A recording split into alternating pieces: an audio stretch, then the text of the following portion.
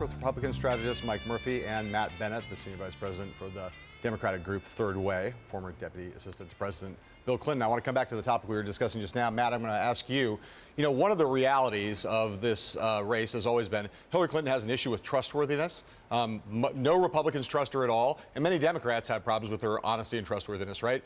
Is there some way in which the fact that she is widely distrusted could actually be a benefit to her in this circumstance, which is to say so much of this is already priced into the stock when it comes to Hillary Clinton?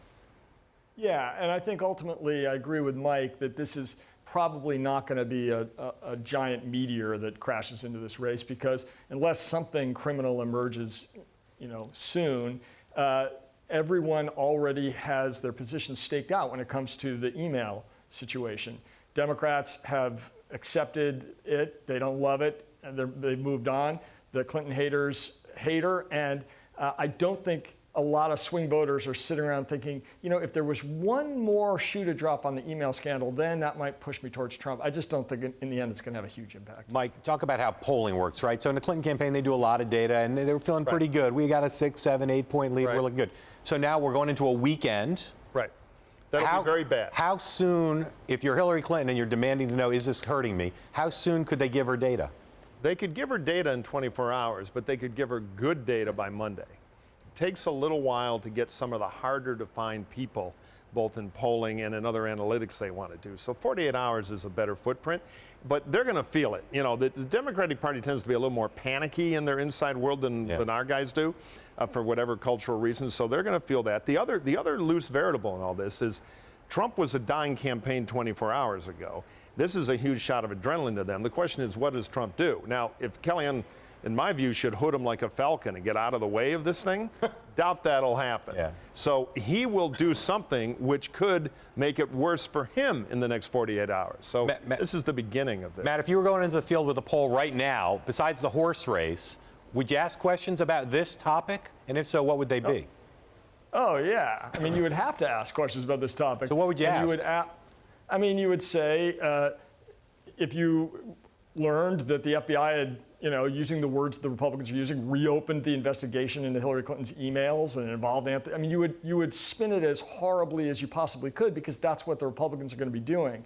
And while I agree with Mike, you don't get good data for 48 hours. The other thing is, there is going to be a cumulative effect of the messaging that we're going to hear from Kellyanne and we're going to hear from Trump over the course of the next 2 days, and that can have a ripple effect into Monday, Tuesday, Wednesday. So we don't know how bad this is going to be probably till midweek. One of the things I most like about you, Mike, is you kind of analyze this race always in terms of available vote. Like, who's out there? What's the universe of potential voters who are left out there still making up their decision whether they're going to stay home or go to the polls, and who they would go to the polls for if they went. Right. For those voters that now exist in that universe right now, Donald Trump, who we just showed tape of, calling Anthony Weiner a pervert and whatever. He has some issues making that kind of argument. Yeah, there is a great irony of Trump going on the offense on creepy sexual behavior. Right. So if that's where this all lands, Anthony Weiner, right? Yeah. Is Donald Trump in a position to make that argument in an effective way for the available universe of voters?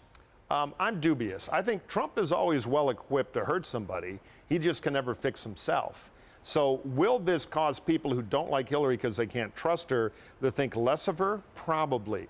But will it change what those college-educated Caucasian voters think about Donald Trump, particularly women, particularly the way he's trying to outbid now the Clinton campaign on these sexual attacks? I think it's a big lift 11 days out. So, Matt, a lot of the coverage of this week before today was framed by the ABC News tracking poll, which showed Clinton with a 13-point lead.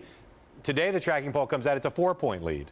We asked my former colleague Gary Langer, who does the poll, why that is. He says the difference is because of a slight rise in the share of Republicans and Republican-leaning independents who are emerging as likely voters, as well as consolidation amongst Republicans.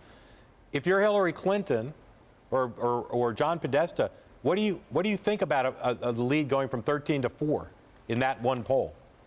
Well, you think two things. One is you think it's terrible, but you also think that there's probably some outlier going on either on the upside or the downside there. But keep in mind, you also know that Obama was up by 1 at this stage in the race against Romney and ended up winning by a relative landslide. So a 4-point lead is still a very sizable lead in a national poll, and I don't think they're panicking at all about that. I do think that they're concerned, significantly concerned about what's gone on since then. I just interject one thing on the polling. We are getting to the silly season where the mechanics of traditional polling are becoming incredibly hard.